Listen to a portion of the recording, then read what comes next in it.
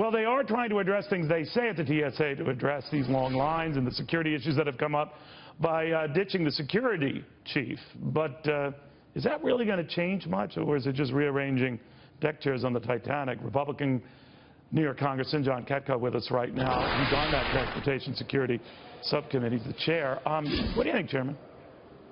Well, I think it's a start, but it's one small piece in a much larger puzzle that, Congress has to have an oversight role. And I was listening to your conversation in the previous segment.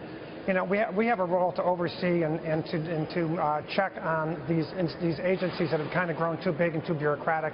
TSA is just another example of what you were talking about with the VA, and we have a major role to play in trying to fix this wait line issue.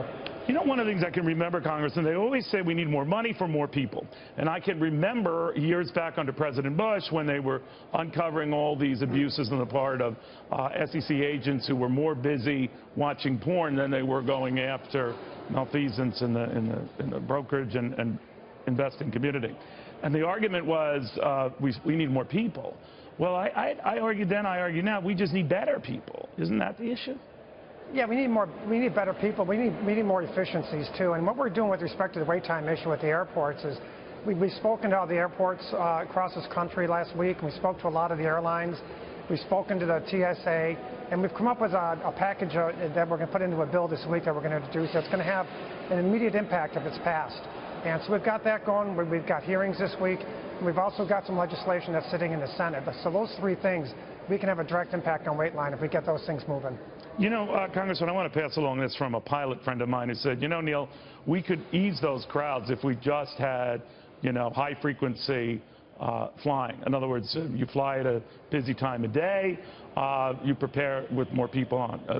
Lesser time, fewer people, but you stagger flight schedules and the like to account for different crowds at different hours so that you can address the demand and the supply of agents, in this case, available to meet that demand. Also, maybe make it incumbent upon the airlines to ease up on the travel bag fee so that fewer people are, bringing bags on these lines and making them so longer. What do you think of either or both of those?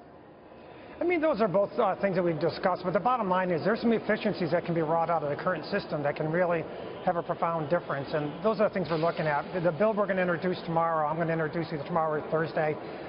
Simple things, redeploying the body detection officers, 3,000 of them nationwide. Get them to the front lines of screening. That's an immediate impact.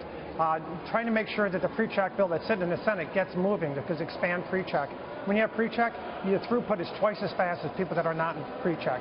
That can have a dramatic effect on things. Things like that. I think that needs to be brought to people's attention. Obviously, a lot of people accidentally discover there is something like a pre-check thing, but if they did, they'd all be jumping for it. But all good points. Congressman, thank you very, very much.